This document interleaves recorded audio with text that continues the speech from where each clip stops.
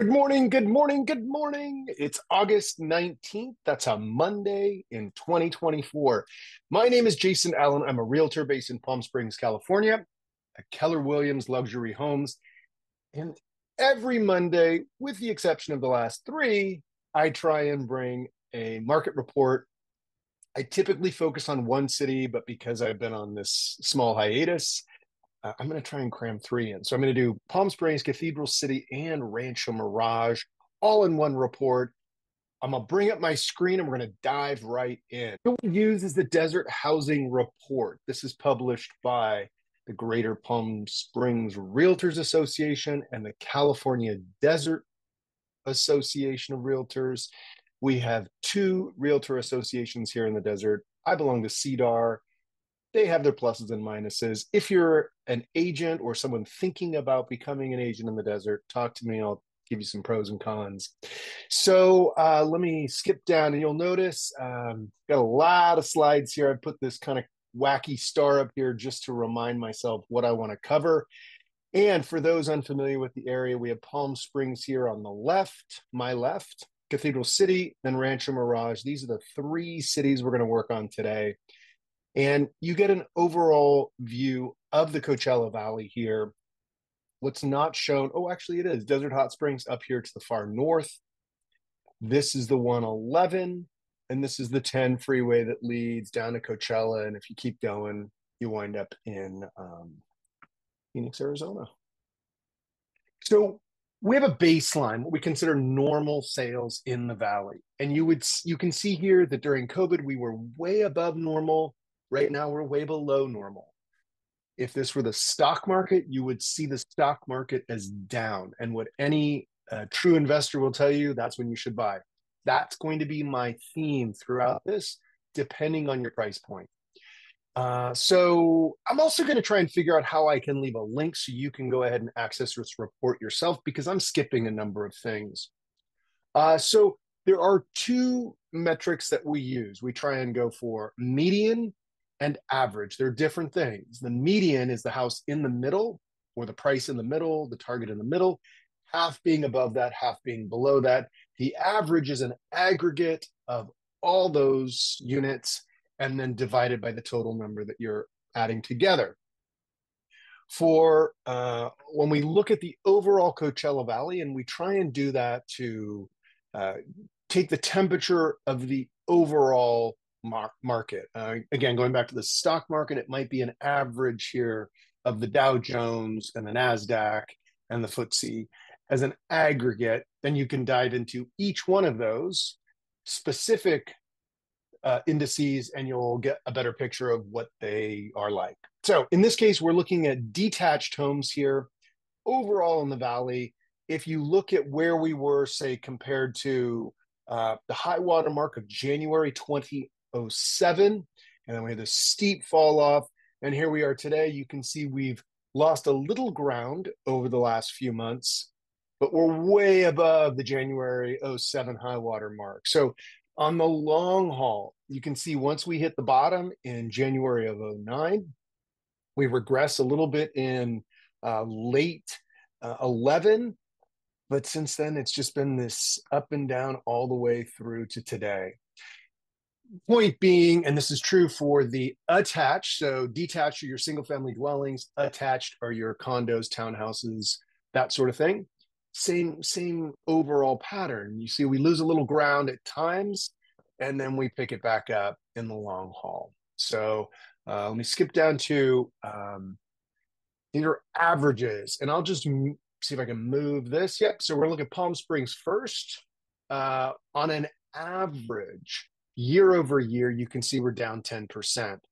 That to me is a buy opportunity, especially in conjunction with this. Now, could it go to 12 or 13% in the next few months? Yes. But on the overall arc of sales, things go up.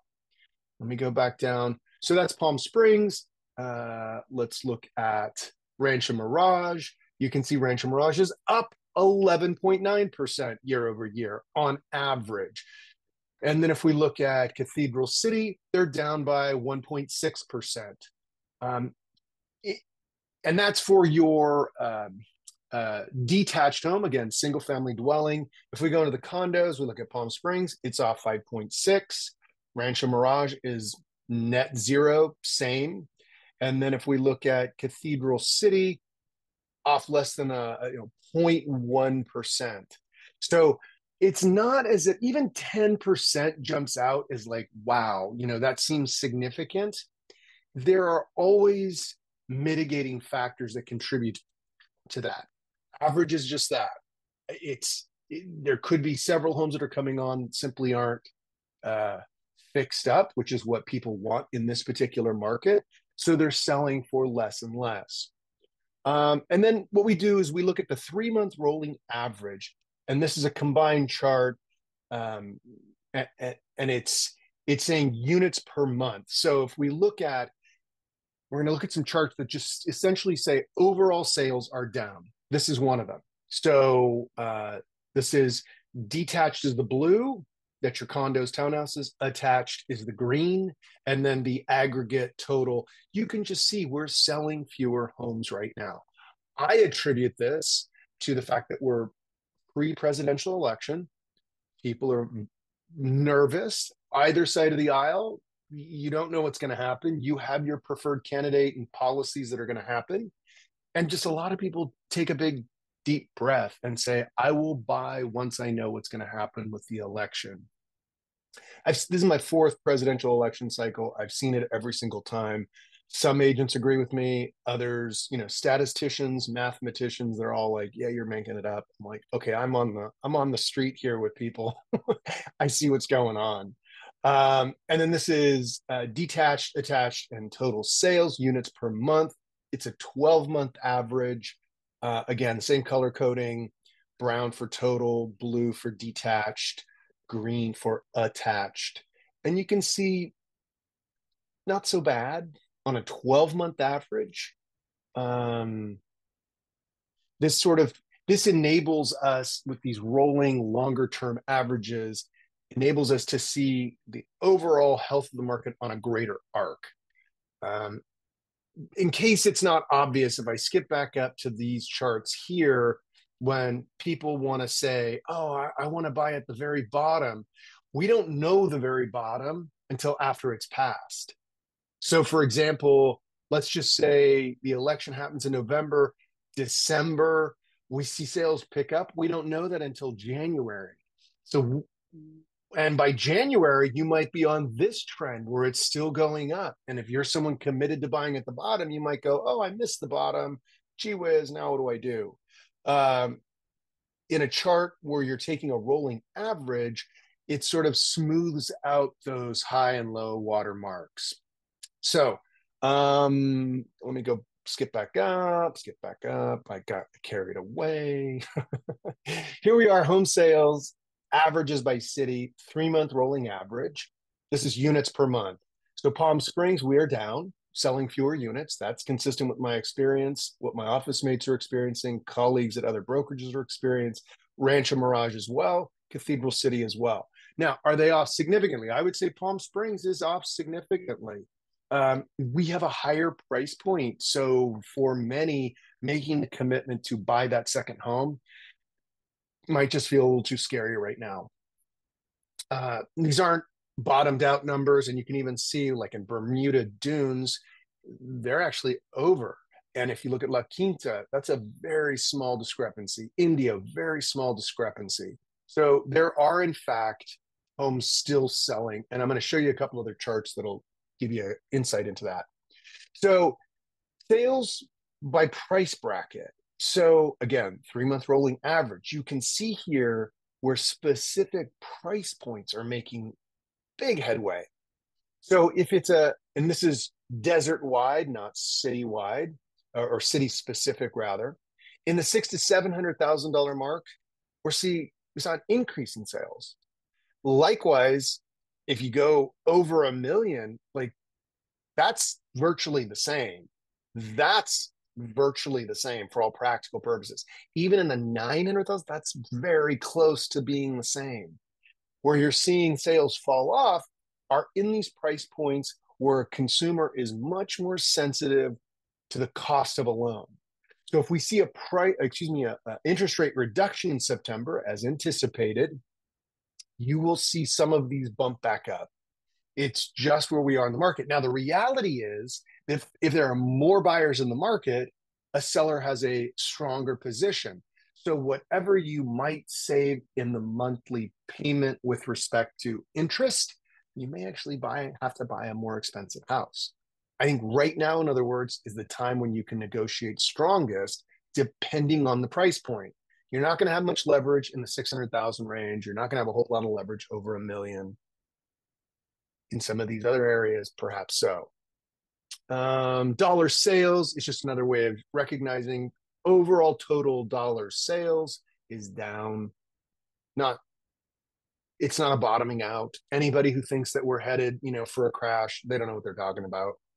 And then dollar sales by city, Cathedral City is off by 3 million. Rancho Mirage only off by 1 million. Palm Springs down significantly. What is that, 25 million that we're down? So, yeah, that's not great. Palm Springs is suffering right now to some extent. That's not to say there aren't buys out there. I'll give you an example as I keep going. So dollar sales by price bracket. Again, you see where the 600,000 is actually more, 5,000 more than it was a year ago.